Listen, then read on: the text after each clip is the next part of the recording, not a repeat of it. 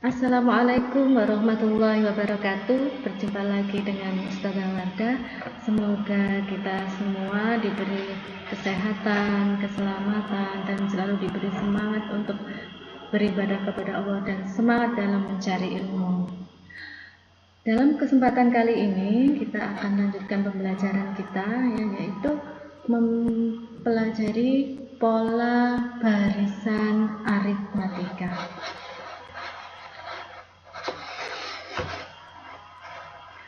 Pola barisan aritmatika. Pertemuan yang lalu kita sudah belajar tentang pola segitiga Pascal. Sekarang kita lanjut belajar pola barisan aritmatika. Apa sih barisan aritmatika itu? Supaya kalian tahu ciri-ciri barisan aritmatika, Ustazah akan menyajikan dua contoh barisan aritmatika. Contoh yang pertama, ini ada 0, 3, 6, 9, 12, 15. Dari contoh ini coba kalian pikirkan keteraturan apa yang ada pada barisan ini. Apa kalian sudah menemukan? Ya, di situ sangat mudah sekali kita lihat ya. Sangat mudah sekali kita tentukan keteraturannya. Di situ dari 0 ke 3 naik 3, terus ke 6 naik 3 lagi, ke 9 naik 3. Itu artinya apa? 3 diperoleh dari 0 tambah 3. Ya. 6 diperoleh dari 3 tambah 3. 9 diperoleh dari 6 tambah 3. Terus 12 diperoleh dari 9 tambah 3. 15 diperoleh dari 12 tambah 3. Untuk lebih memperjelas lagi, saya berikan satu contoh. Contoh yang kedua, perhatikan barisannya ya. 80, 75, 70, 65, 60, 55. Keteraturan apa yang ada pada barisan ini? Ya, selalu turun 5 ya. Turun 5, turun 5, turun 5, turun 5 ya. Artinya apa? 75 itu diperoleh dari 80 dikurangi 5 ya.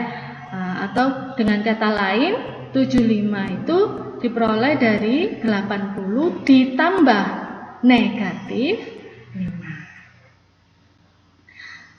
5. Selanjutnya 70.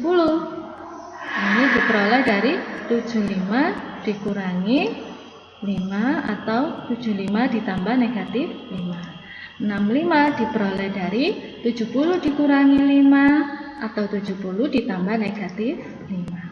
60 diperoleh dari 65 dikurangi 5 atau 65 ditambah negatif 5. 55 diperoleh dari 60 dikurangi 5 atau 60 ditambah negatif 5. Di sini dari dua contoh ini bisa kita lihat ya.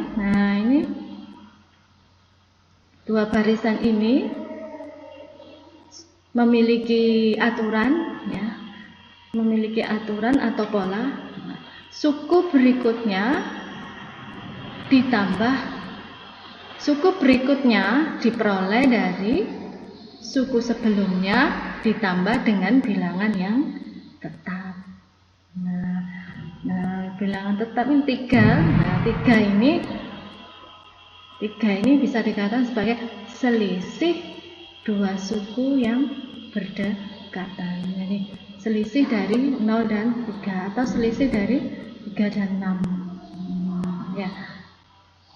Selisih inilah nanti dikatakan dalam barisan aritmatika dikatakan sebagai beda. Jadi ini pada barisan contoh yang A ini, beda nanti itu dilambangkan dengan B ya. Pada barisan nomor nomor 1 ini berarti bedanya sama dengan 3. Ya, jadi beda itu nanti dilambangkan dengan B. Nah, sedangkan pada contoh yang kedua ini bedanya adalah berapa? Ya, negatif 5. Nah, terus kira-kira bagaimana sih caranya mencari beda ini? Mencari 3 ini gimana? Nah, caranya adalah bisa 3 dikurangi 0, ya, bisa 6 dikurangi 3, bisa 9 dikurangi 6, dan seterusnya. Nah, terus yang barisan kedua, caranya ini. 75 dikurangi 80. Jadi suku setelahnya dikurangi dengan suku sebelumnya, gitu ya. Nah, jadi kesimpulan apa? Nah, apa pengertian dari barisan aritmatika itu? Ya, ada yang bilang barisan aritmatika itu barisan yang ditambah atau dikurangi dengan bilangan yang tetap, boleh. Nah, yang lebih umum lagi, ya, barisan aritmatika itu, nah, dikurangi atau ditambah dengan bilangan tetap. Nah, bilangannya ini namanya beda, ya. Jadi secara umum barisan aritmatika itu merupakan barisan yang memiliki beda yang tetap. Nah, ini kan beda. Negatif 5 ini juga dikatakan sebagai beda. Oke, gimana? Bisa memahami ya? Nah, selanjutnya akan kita pelajari bagaimana menentukan rumus suku ke N barisan aritmatika. Jadi misalkan diketahui suatu barisan, terus kalian disuruh mencari suku ke 100 misalkan. Nah, dengan menggunakan rumus, kalian akan sangat mudah untuk menghitungnya. Namun sebelum kita mencari rumus, kita perdalam lagi tentang beda, ya. Nah, beda itu seperti apa sih? Nah, misalkan suatu barisan aritmatika itu dilambangkan dengan ini. Suku 1, suku 2, 3, suku 4, suku 5, dan seterusnya. Nah, di sini suku 1 ini adalah suku pertama. Jadi kita pakai lambang-lambang nanti, ya, karena untuk menentukan rumus kita memakai lambang-lambang ini. Bukan bilangan real, simbol-simbolnya. Jadi U1 ini merupakan suku pertama, ya, yang nantinya dilambangkan dengan A. Nah, jadi suku pertama ini dilambangkan dengan A. Suku kedua, U2 itu sama dengan suku kedua, U3 sama dengan suku ketiga, U4 suku keempat, dan seterusnya. Seperti itu, ya. Nah, U2 itu diperoleh dari U1 ditambah beda tadi, ya. Nah, 3 yang contoh pertama tadi dari 0 ke 3, 3 itu diperoleh dari 0 tambah 3. Jadi di sini 3 itu beda, ya kan? Ya, jadi U2 itu diperoleh dari U1 tambah beda. U3 diperoleh dari U2 ditambah beda. Nah, seperti itu. Nah, perlu kalian ingat bahwa beda itu adalah selisih dua suku yang berdekatan. Nah, selisih dua suku yang berdekatan. Sehingga rumus beda bisa kita tentukan, ya. Bisa U2 dikurangi U1, bisa U3 dikurangi U2, atau bisa juga U4 dikurangi U3. Jadi harus berdekatan. Ini kan berdekatan, ya. U1 berdekatan dengan U2, U2 berdekatan dengan U3, U4 berdekatan dengan U5. Nah, ini harus berdekatan. Sehingga secara umum diperoleh rumus beda sama dengan UN dikurangi UN min 1, ya.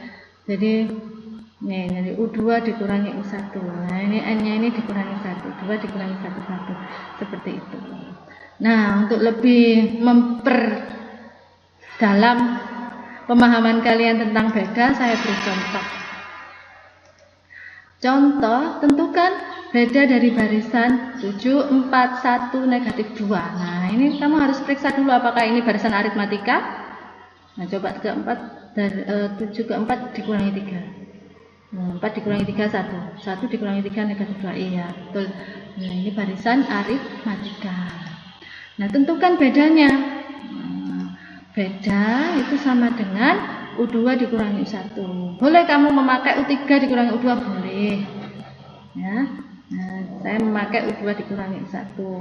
Jadi sama dengan 4 dikurangi 7 sama dengan negatif 3. Bagaimana? Bisa memahami? Kalau kalian belum paham bisa diulang video ini ya.